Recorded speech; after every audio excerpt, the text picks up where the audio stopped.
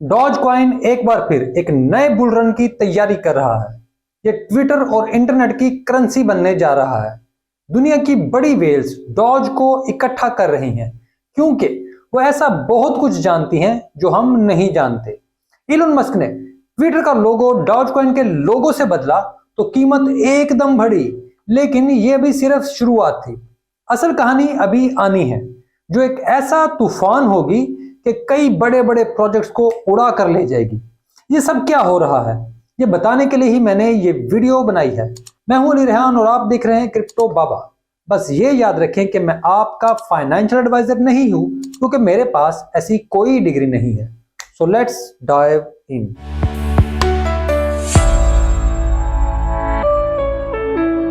तो पहले बात कुछ तारीख की।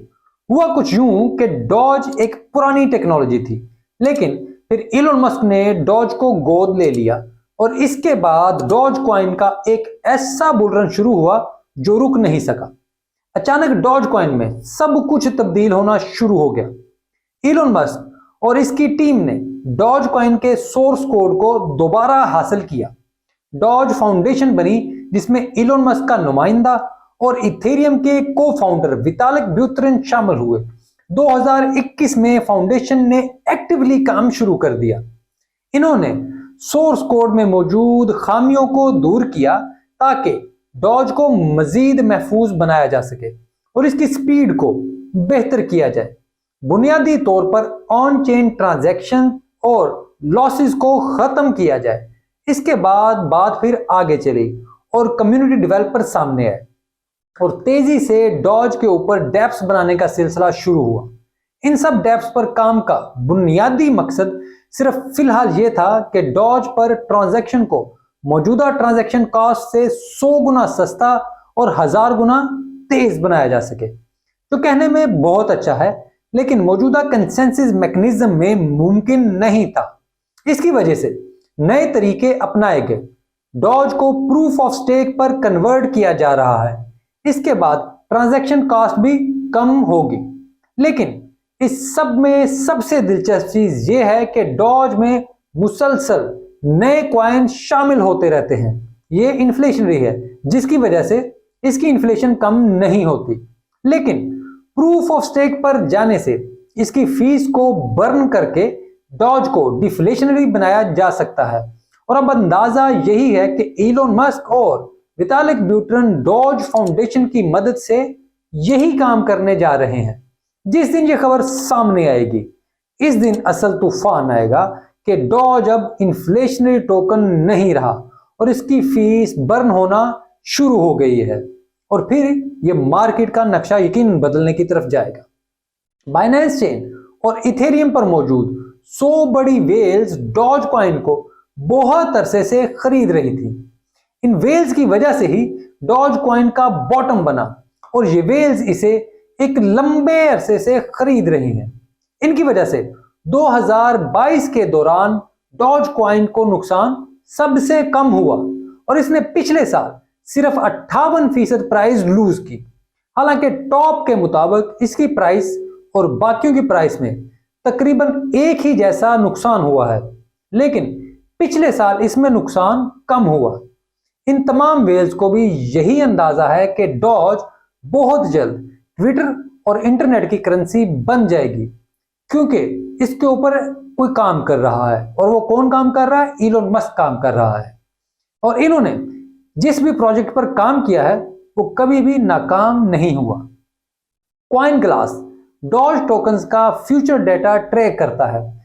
इसकी सालाना रिपोर्ट्स बताती हैं कि पिछले 3 माह में डॉज के फ्यूचर्स मुसलसल बढ़ रहे हैं।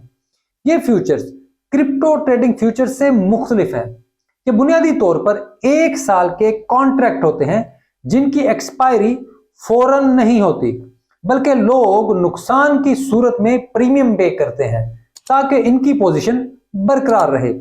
ये फ्यूचर्स इस वक्त भी कई बिलियन डॉलर के हैं और इनमें मुसलसल इजाफा भी हो रहा है।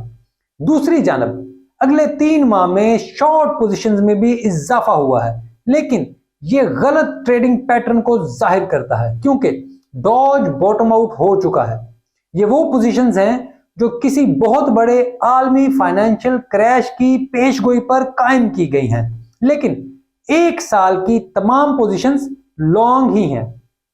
इलोन मस्क ने ट्विटर के लोगों को डॉज की तस्वीर से बदल दिया। परिंदे की जगह डॉज वाला शिब और कुत्ता आ गया, लेकिन ये सिर्फ तस्वीर बदलने की बात नहीं थी, क्योंकि इलोन मस्क अब डॉज चेन को ट्विटर से इंटीग्रेट करना चाहते हैं, जिसकी वजह से ट्विटर के ऊपर तमाम पेमेंट्स अब डॉज चेन की मदद से होंगी।